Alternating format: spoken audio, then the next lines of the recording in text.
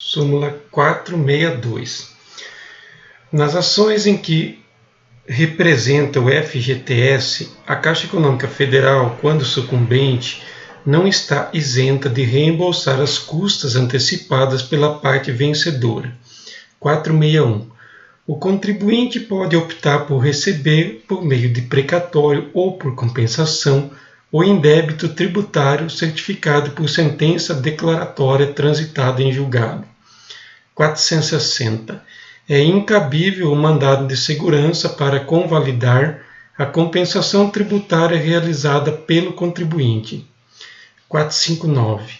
A TR é o índice aplicável a título de correção monetária aos débitos com o FGTS recolhidos pelo empregador, mas não repassados ao fundo. 458. A contribuição previdenciária incide sobre a comissão paga ao corretor de seguros. 457. Os descontos incondicionais nas operações mercantis não se incluem na base de cálculo do ICMS. 456.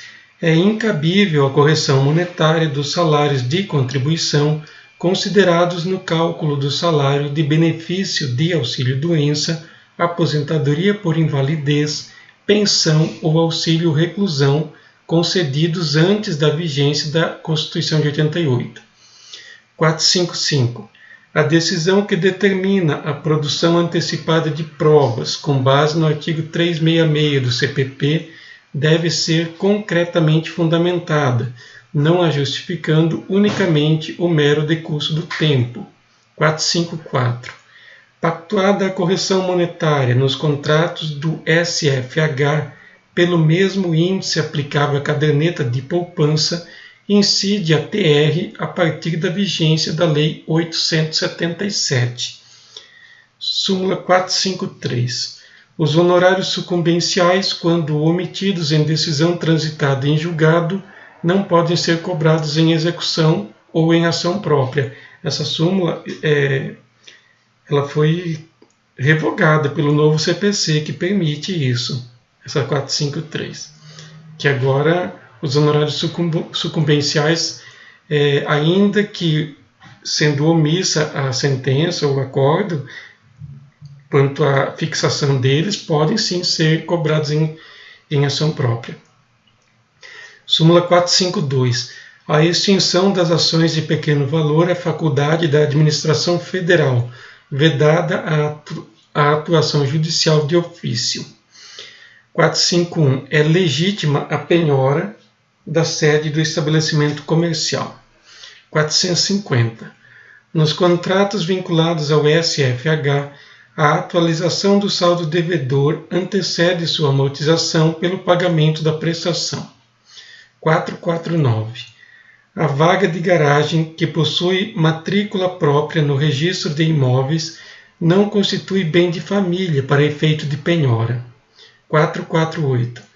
A opção pelo simples de estabelecimentos dedicados às atividades de creche, pré-escola e ensino fundamental é admitida somente a partir de 24/10/2000, data de vigência da Lei 10.034. 447. Os Estados e o Distrito Federal são partes legítimas na ação de restituição de imposto de renda retido na fonte proposta por seus servidores.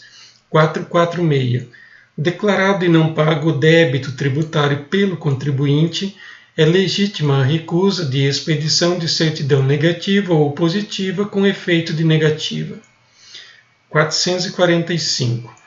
As diferenças de correção monetária resultante de expurgos inflacionários sobre os saldos de FGTS têm como termo inicial a data em que deveriam ter sido creditadas. 444. É vedada a utilização de inquéritos policiais e ações penais em curso para agravar a pena base. 443. O aumento na terceira fase de aplicação da pena no crime de roubo circunstanciado exige fundamentação concreta, não sendo suficiente para sua exasperação a mera indicação do número de majorantes. 442. É inadmissível aplicar no furto qualificado pelo concurso de agentes a majorante do roubo. 441. A falta grave não interrompe o prazo para obtenção do livramento condicional. 440. Fixada a pena base no mínimo legal, é vedado o estabelecimento de regime prisional mais gravoso do que o cabível em razão da sanção imposta com base apenas na gravidade abstrata do delito. 439. Admite-se o exame criminológico pelas peculiaridades do caso, desde que em decisão motivada. 438. É inadmissível a extinção da punibilidade pela prescrição da pretensão punitiva com fundamento em pena hipotética, independentemente da existência ou sorte do processo penal. 437. A suspensão da exigibilidade do crédito tributário superior a R$500 mil para a opção pelo refis pressupõe a homologação expressa do comitê gestor e a constituição de garantia por meio do arrolamento de bens.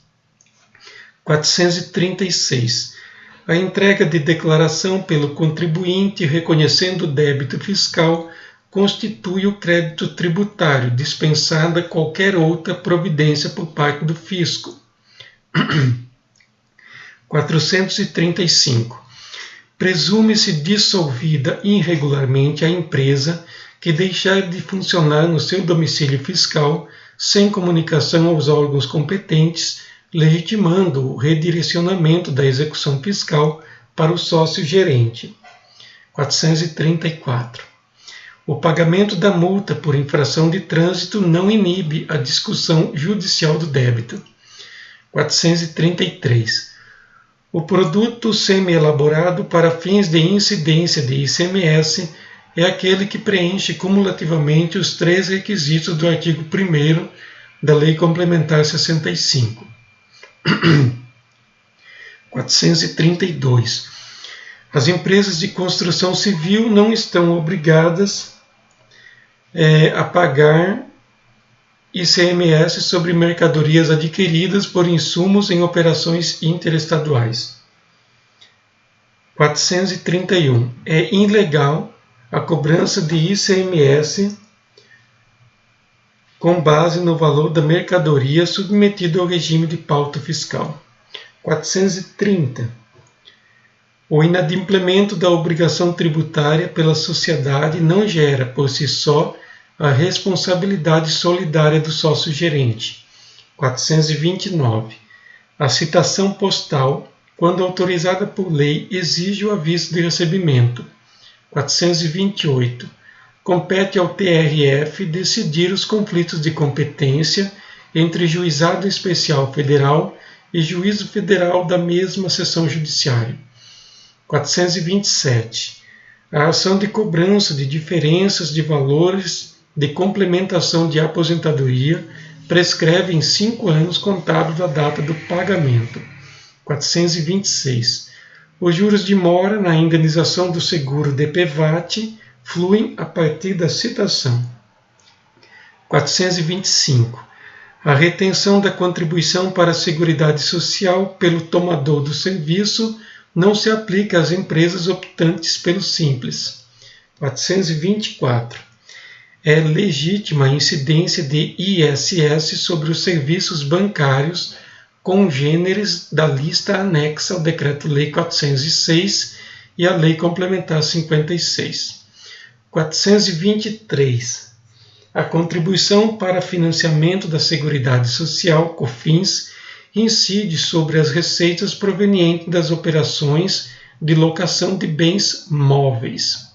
422. O artigo 6º, a linha E da Lei 4.380, não estabelece limitação aos juros remuneratórios nos contratos vinculados ao SFH. 421. Os honorários advocatícios não são devidos à Defensoria Pública quando ela atua contra a pessoa jurídica de direito público à qual pertença. 420.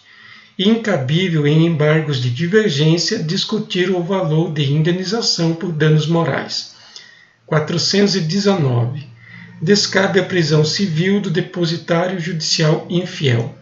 417. Na execução civil, a penhora de dinheiro na ordem de nomeação de bens não tem caráter absoluto.